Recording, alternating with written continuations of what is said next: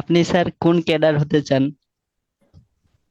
কি হইতে চাই সেটা না, কি হই সেটা দেখবা তোমরা পরবর্তীতে। কি হইতে চাই স্যার মানে certain things should be secret, certain things work.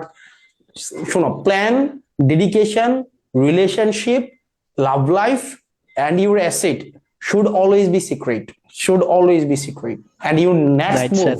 should always be secret, your next right move sir. also be secret. So no one knows যে তুমি আমার প্ল্যান কি আছে, পরে কি হইতে যাচ্ছে, পরে মানুষ এটাকে মানে জাজ করে, মানে হ্যাঁ খুব তো বলছিল, অথবা কি ও খুব তো ইয়া করছিল। সো কেন মানুষকে এই সুযোগটা দেওয়া উচিত বলো, বল স্যার দেওয়া জি উচিত। স্যার, আমিও বলি না স্যার কাউকে। আমাকে আজকে একটা বড় ভাই বলতেছিল যে তুমি কি হতে চাও।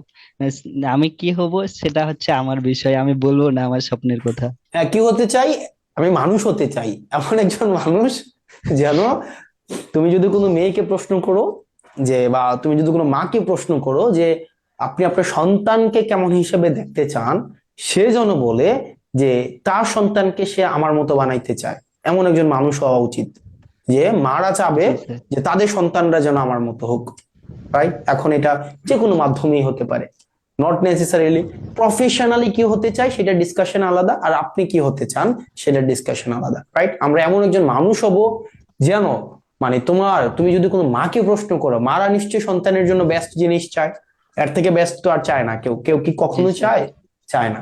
সো এই কারণে ইনস্টিড অফ সেইং আমি এটা হইতে চাই, সেটা হইতে চাই, সেটা হইতে চাই, আমাদের প্রত্যেকের এই আইডিয়াটাই থাকা উচিত।